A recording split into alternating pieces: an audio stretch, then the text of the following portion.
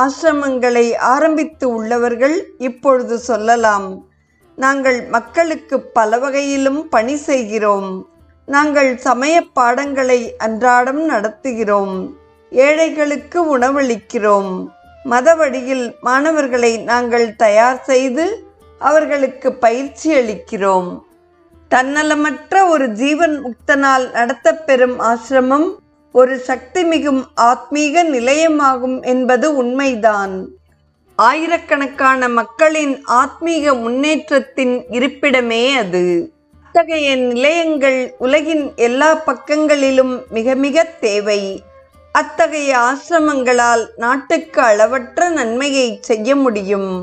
ஆனால் லட்சிய தலைவர்களை கொண்ட அத்தகைய லட்சிய ஆத்மீக நிலையங்கள் அல்லது ஆசிரமங்களை காண்பது அரிது. பல வகையிலும் பணத்தை சேகரிக்கின்றனர். அதில் ஒரு சிறிய பங்கு நல்ல காரியங்களுக்கு செலவு செய்யப்படுகிறது. மீதியுள்ள தொகை ஆசிரமத்தை ஸ்தாபித்தவர்களின் உல்லாச வாழ்க்கைக்கும் அவர்களுடைய அன்பான சீடர்களின் ஆடம்பர வாழ்க்கைக்கும் செலவிடப்படுகிறது. ஆசிரமத்தை ஸ்தாபித்தவர்கள் நாளடைவில் தங்களுக்கு தெரியாமல் வழிபாடு பூஜைக்கு அடிமையாகி விடுகின்றனர். தங்களின் சரணாமிர்தத்தை மக்கள் பருக வேண்டும் என அவர்கள் வெகுவாக விரும்புகின்றனர். தன்னை ஒரு அவதாரம் என்றும் மக்கள் போற்ற வேண்டும் என்ற எண்ணமுடையவன் மக்களுக்கு எங்கனம் தொண்டாற்ற முடியும்?